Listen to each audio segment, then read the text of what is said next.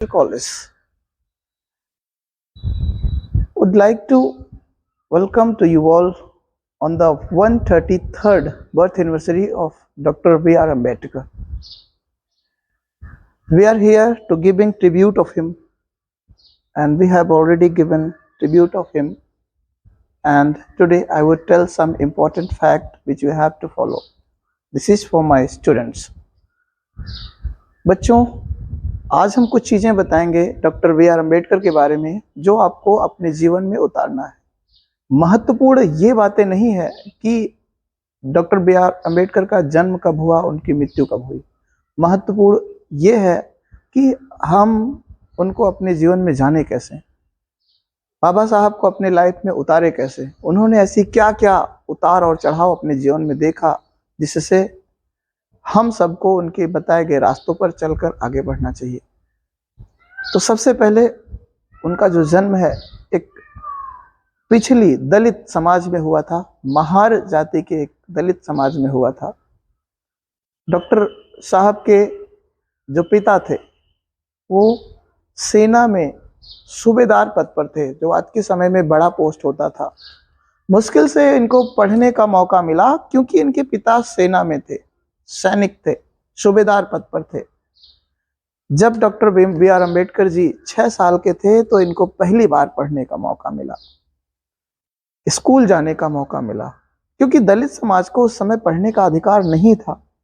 जब वो पहली बार स्कूल जाना शुरू किए तो उनके पिताजी तो किसी तरह से कह दिए, लेकिन उनकी माँ जाने से पहले उनको एक बात बोलती हैं। 6 साल की उम्र के बच्चों को ये बात बोलती हैं, जो उस बच्चे ने गंभीरता से लिया और आज वह बच्चा बहुत आगे निकल गया। उसकी माता ने कहा कि बेटा स्कूल तो जा रहे हो, भूल से कभी लड़ाई करके मत चले आना, पढ़ना, क्योंकि अगर आप पढ़ लिए, हमारे इस समाज में आप ही ऐसे हो बेटा जिसको आपको पढ़ने का अधिकार मिला है, तो आप अपनी महत्वपूर्ण यानी अपनी महत्वता को समझिएगा, पढ़िएगा। और ये बात डॉक्टर बी आर अम्बेडकर को समझ में आ गई और वो गए पढ़ने। उनको जब पहले दिन वो क्लास में इंटर करते हैं, पढ़ने जाते हैं, तो उनको वहाँ के मास्टर बैठने के लिए अंदर बच्चों के बीच बैठने नहीं देते, क्योंकि वो अपृश्य समाज से आते हैं, एक दलित समाज से आते हैं, या अछूत जिसे कहते हैं वहाँ से आते हैं। अब उनको सभी बच्चों के बीच में ना बैठा कर कमरे के पीछे जहाँ बच्चे स्लीपर्स यानी चप्पल निकालते हैं वहाँ पर उनको बैठने का अधिकार दिया गया। और एक चीज और बता दें, उसके बाद जिस दिन पियोन यानी चपरासी अगर नहीं आता था, उस दिन उनको पानी नहीं मिलता था, क्योंकि वो अछूत थे। अपने साथ जब वो आते थे स्कूल में पढ़ने तो दरी खुद लाते थे, ये नहीं कि जो है वहां का टाट पट्टी या कुछ भी बैठने को मिलता था, और वो लेके भी जाते थे। सोचिए, जरा इमेजिन करके देखिए कि आज के समाज में अगर आप बच्चे हो, अगर आपको क्लास में बैठने ना दिया जाए। उसके बाद उन्होंने वहाँ के बड़ौदा के राजा थे, उनसे स्कॉलरशिप मिली, वो अमेरिका में गए पढ़ने। उसके बाद कोलंबिया यूनिवर्सिटी अमेरिका में पढ़े, उसके बाद लंदन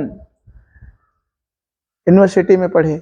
लंदन में लंदन एजुकेशन ऑफ इकोनॉमिक्स वहाँ का एक कॉलेज है, उसमें उन्होंने पढ़ा। वहाँ के शानदार स्टूडेंट्स में से एक स्टूडेंट थे, और उनकी प्रतिमा विद्यालय ने यूनिवर्सिटी ने बाहर लगाया है।